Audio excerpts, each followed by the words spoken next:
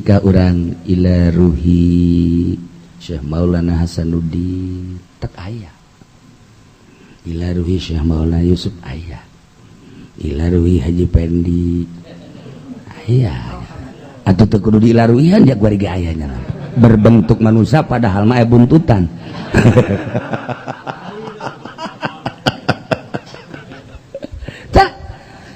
Ilaruhi. Nah, di alam malakut urang nah kapanggih jeung Kangjeng Nabi teu aneh. Lain mimpi. Yakzo. Ieu lah nu dimasalahkeun. Nu dimasalahkeun panjang tentang kapanggih jeung Kangjeng Nabi lain mimpi. Nyanggakeun sadaya-daya. Ja aslina seperti kos kitu atuh kumaha atuh.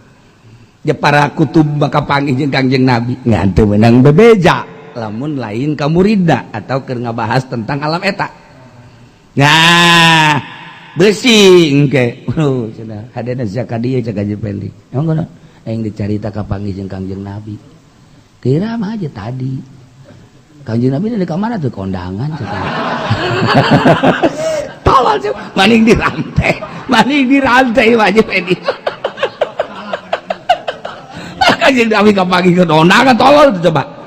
Ini mah mending dirantai dan subkeun ka sumur cor. Enggak, sudah kena keluar deui. Jangan ngahinakeun.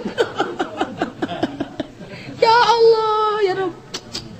Dah, di alam malakut ialah dedeleuan lain nu ieu dedengan lain nu ieu fala ainun taraka wala yadun tasulu ilaik.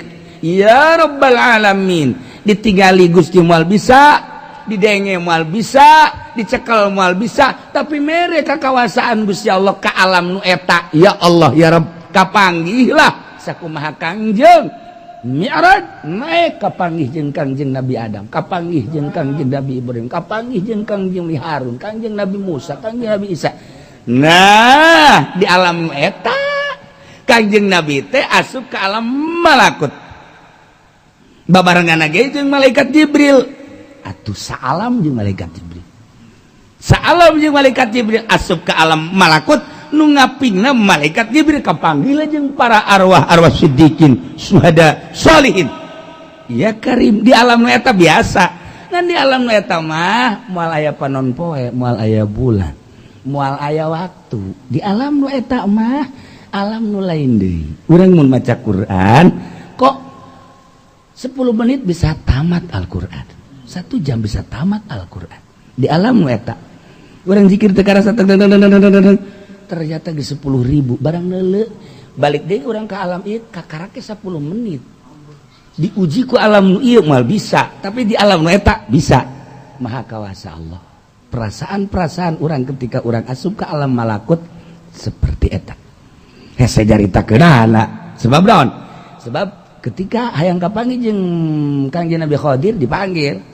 Ya Nabi Allah Khadir alaihissalam, ta'al. Kangjeng Nabi Khadir langsung datang di alam nu eta. Nya sakapanggih.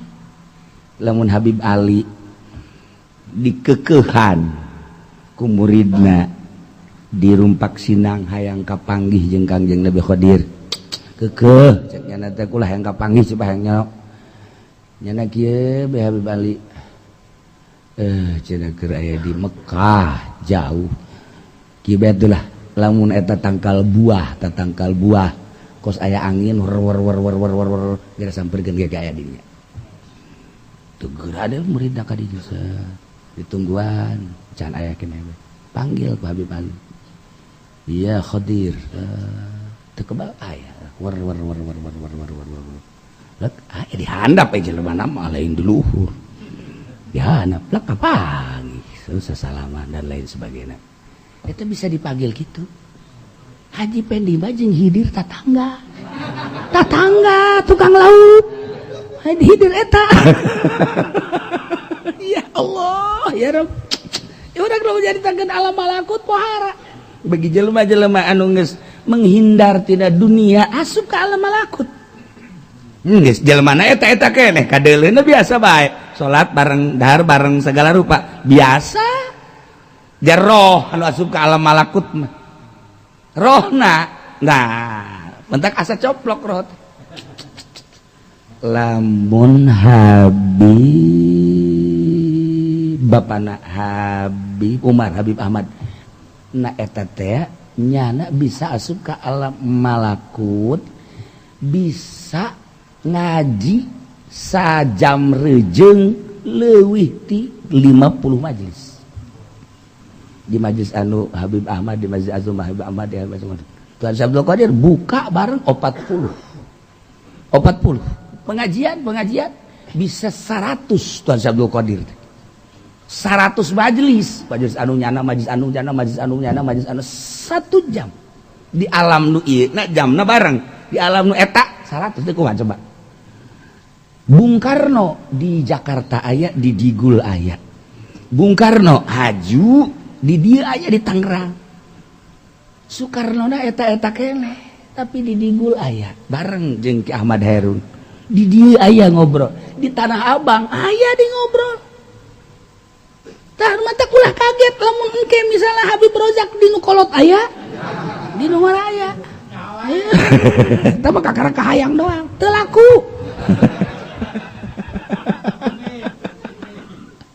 li'anal mulka syaitonul alim nah kuari geus asuplah ka alam malakut lantaran geus eueuh dunia eueuh pandangan mata hate kolbu teh kolbu aya mataan aya irungan aya celian aya sungutan kolbu urang aya mataan aya celian aya irungan aya sungutan kolbu urang neuleuh make kolbu urang ngadenge kolbu urang babacaan make kolbu urang teh bisa ngadenge bahkan kolbu urang bisa ngadenge cara Sidina Umar di Madinah cek Sidina Umar al-jabal jelebana di Yaman prajuritna di Yaman kadenge eta suara Umar suara Sidina Umar urang kita naik ka luhur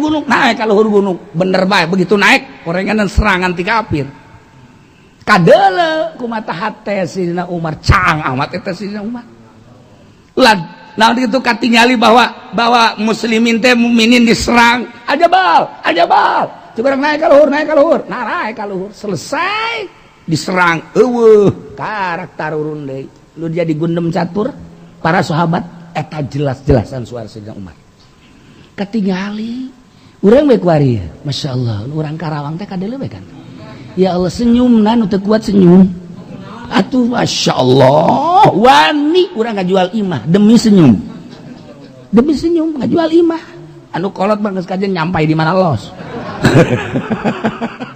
ya Allah mata teh urang poek jasa urang mah poek jasa anak teh diurusan anak nu kolot teh sangka meratap ka Pak Haji atuh ieu deuk ditanda di mana ngah geus pokona mah kumaha sia bae pokona mah neuk dijual bae imah ieu anak deuk ka mana keur bawa ku sia Ka Haji kok kajari kieu-kieu teh ulah lamun ka Haji aing mah di ditu di akang-akang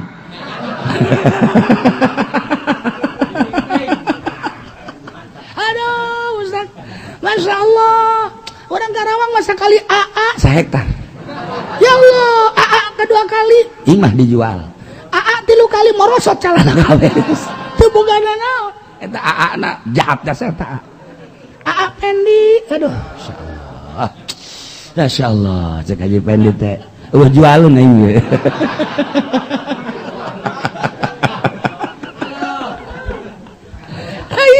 lianal mulka syaitonul alim urang datang ke alam malakut sakabupaten sahanu bisa hiji be saprovinsi saurang manu bisa ayo geura anu nganggap hina terhadap dunia ulah kelas biasa heulanan kelas kiai nu nyaho anu diaji hikam nu diaji ihya ngaji ihya teh tungtung nama pakai ceramah jang neangan duit tolol teh coba nu diaji hikam pakai neangan duit anti duit hikam anti dunia ihya kunaon kuari jadi pakai mencari awas ya Imam Ghazali emang maot ya henteu Syekh Athaillah emang maot ya henteu dikutuk ku cenah ieu nah barang didelekeun si ieu ngaji bae cek cenah ieu si kolot naon ieu cek cenah ieu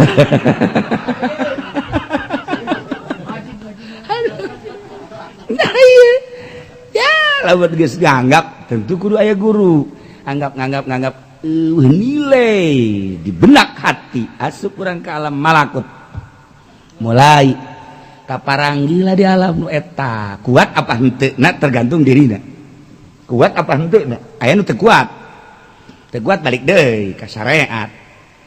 Nah lamun kuat di alam malakut karak mulai geus kekuatan eta ngajadikeun tetengger jang dirina yakin anu pohara geus hese ngukurna geus caritana geus boro-boro keur benerna salahna ge didarengekeun bae ku jelema. Alamun jelema anu masih kena hubudunya boro-boro salah benerna ge geus teu didengekeun. Benerna teu didengekeun. Ieu nu anti dunia salahna bae ge didengekeun. Kos kitulah hamba Allah anu bisa nyingkabkeun hahalang kadurat dunia makhluk nafsu jeung setan tentuna melalui perjuangan setelah beat torekat lain sekadar zikir gampang zikir tapi meraktekeunana aya anu kiai teu bisa tapi aya anu jelema lain kiai bisa eta mah urusan Gusti Allah.